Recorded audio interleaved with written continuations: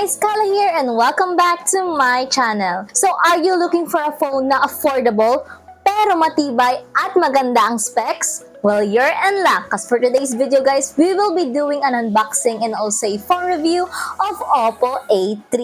So wag na natin patagalin guys and let us start the video.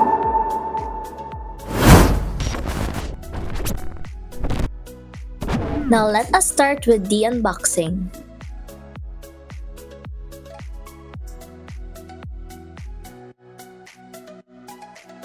As we open the box, we will see here the Oppo A3.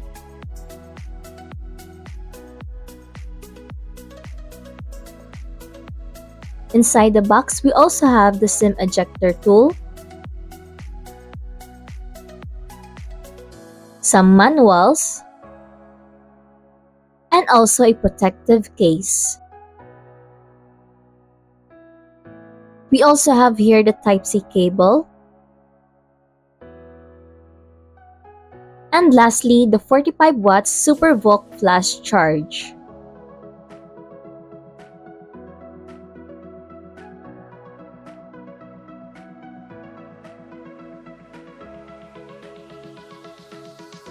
Now let us talk about the design of the Oppo A3. Ay wow! Napakakintab naman ito guys! So for its design guys, it has three colors, which is the Starry Purple, Starlight White, and also Sparkle Black.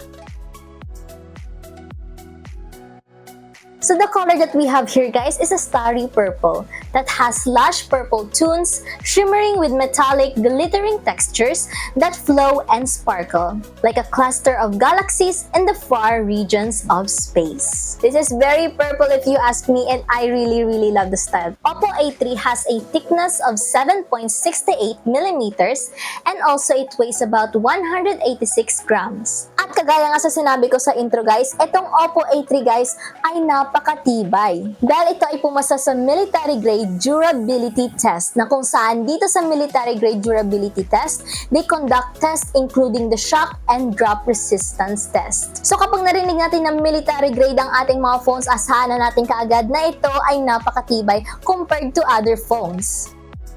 So for the right side guys, we have here the power buttons and also the volume buttons. And para naman sa left side guys, we have here the SIM port. And for the bottom guys, we have here the audio jack, speakers, and also the Type-C port. Now let us check if this is a dual SIM or a single SIM.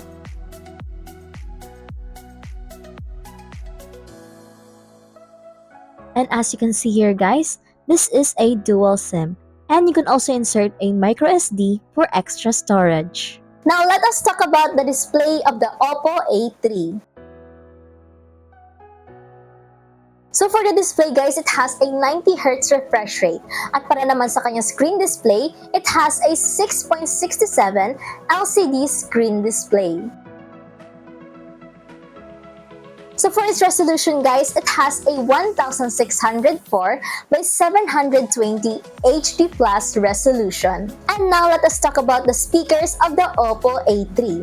So yes, dito sa Oppo A3 natin guys ay meron tayong pag-uusapan dito sa kanyang speaker. Dahil dito sa Oppo A3, it has a 300% extra volume. So we normally have 100% volume on our phones. Pero dito sa Oppo A3, we have not only 100 or 200 but 300% extra volume.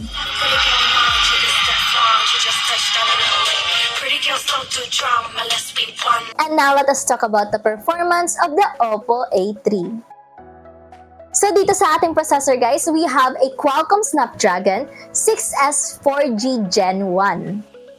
So para sa Oppo A3 guys, meron tayong dalawang klaseng storage. So the first type of storage is the 6GB of RAM by 128GB of ROM. And we also have an 8GB of RAM by 256GB of ROM. So I suggest guys that if you're looking for a large capacity of storage, I recommend that you go with the 8GB of RAM by 256GB of ROM. And yes, alam ko guys na mayroong difference sa kanyang pricing, pero kung isipin nyo guys, if you're going to use this for an everyday use, tapos madami ka pang i-download na apps, tapos mahilig ka pang mag-take ng pictures, ng videos, and you're going to use it at its maximum performance, I really recommend that you go with the 8GB of RAM and 256GB of ROM. The Oppo A3 also has a 50 months fluency, na kung saan itong 50-month fluency testing at Oppo Labs, it has proven that this phone can deliver like new fluency, even after 4 years of continuous use. And now let's talk about the gaming of the Oppo A3. So kahit hindi ito siya built as a gaming phone, kayang-kaya niya naman makipagsabayan sa mga laro katulad na lamang ng Mobile Legends, PUBG, COD, and other games as well.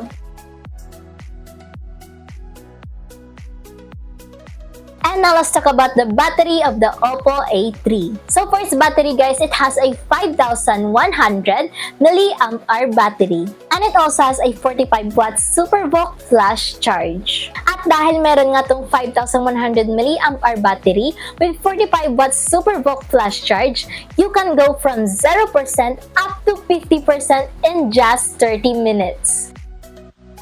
And now lastly guys, let us talk about the camera of the Oppo A3. So para sa kanyang camera guys, we have a 50MP ultra clear camera. And for the front cam, we also have the 5MP front camera.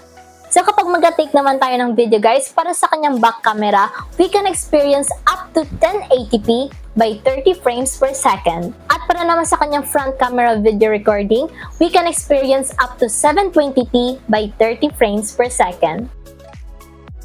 At para magkaroon kayo ng better idea kung ano makakuha nyo dito sa kanyang camera, I have prepared a few pictures and also a video for you to see.